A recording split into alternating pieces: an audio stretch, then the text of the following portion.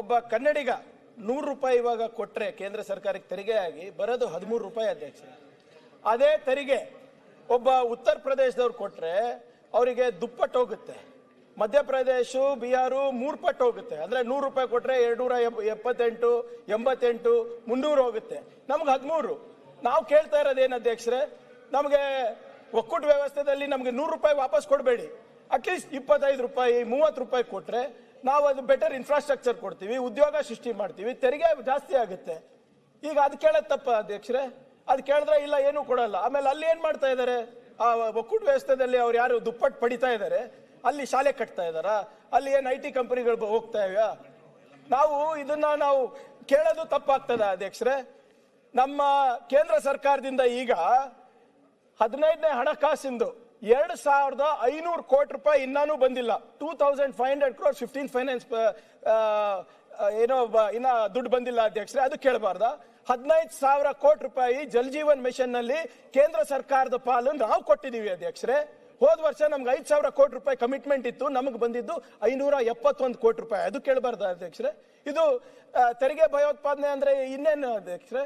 ನಮಗೆ ಬರುವಂತ ಬಂಡವಾಳ, ನಮ್ಗೆ ಬರ್ಬೇಕಾಗಿರುವಂತ ಇನ್ವೆಸ್ಟ್ಮೆಂಟ್ಸ್ ಕೇಂದ್ರ ಸರ್ಕಾರಕ್ಕೆ ಸಬ್ಸಿಡಿಗೆ ಇನ್ಸೆಂಟಿವ್ಸ್ಗೆ ಹೋದ್ರೆ ಇಲ್ಲ, ನೀವು ಬರೇ ಗುಜರಾತಿಗೆ ಹೋಗ್ಬೇಕು, ಮಹಾರಾಷ್ಟ್ರಗೆ ಹೋಗ್ಬೇಕು, ಉತ್ತರ ಪ್ರದೇಶಿಗೆ ಹೋಗ್ಬೇಕು, ಅಸ್ಸಾಮಿಗೆ ಹೋಗ್ಬೇಕು ಅಂದ್ರೆ ಅದು ಭಯೋತ್ಪಾದನೆ ಅಲ್ವಾ ಅಧ್ಯಕ್ಷರೇ?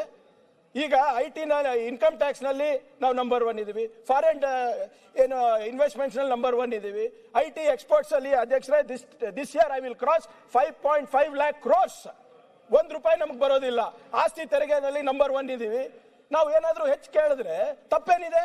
ನಾವೇನು ಎಲ್ಲಾನು ಕೇಳ್ತಾ ಇಲ್ಲಲ್ಲ, ಅದಕ್ಕೆ ನಾವು ತೆರಿಗೆ ಭಯೋತ್ಪಾದನೆ ಅಂತ ಹಾಕಿದೀವಿ. ಏನ್ ಕನ್ನಡಿಗರ ಪಾಲ್ ಕೇಳೋದು ತಪ್ಪಾಯ್ತಾ?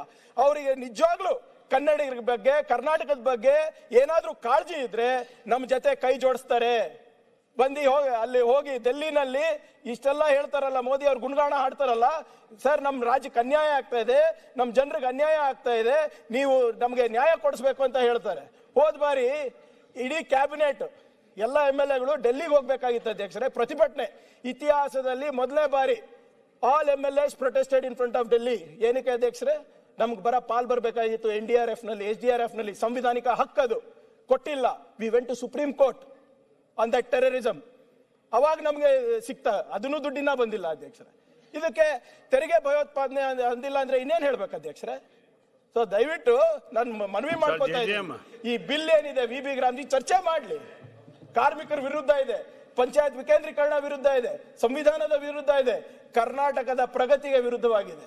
ಅವರು ದಯವಿಟ್ಟು ಅದನ್ನ ಅರ್ಥ ಮಾಡ್ಕೊಂಡು ಚರ್ಚೆಗೆ ಬರ್ಬೇಕು ಹೊರತು ಹಿಂಗೆ ಅವರು ಕೇಶವ್ ಕೃಪಾಗೆ ಮತ್ತೆ ನಿಮ್ಮ ಕೇಂದ್ರ ಸರ್ಕಾರಕ್ಕೆ ಮನವೊಲಿಸಲಿಕ್ಕೆ ಹಿಂಗೆ ಕನ್ನಡಿಗರಿಗೆ ಅನ್ಯಾಯ ಮಾಡಬಾರ್ದು. ಇವರು ಯಾರಾಗ್ತಾರೆ MLA ಅಭ್ಯರ್ಥಿ 2028 ಶೀಘ್ರದಲ್ಲೇ. ಪ್ರತಿದಿನ ಒಂದೊಂದು ಕ್ಷೇತ್ರದ ಟಿಕೆಟ್ ಆಕಾಂಕ್ಷಿಗಳ ಸಂಪೂರ್ಣ ಮಾಹಿತಿ ಪೊಲಿಟಿಕಲ್ ಜರ್ನಲಿಸ್ಟ್ KM ಶಿವಕುಮಾರ್ ಅವರಿಂದ.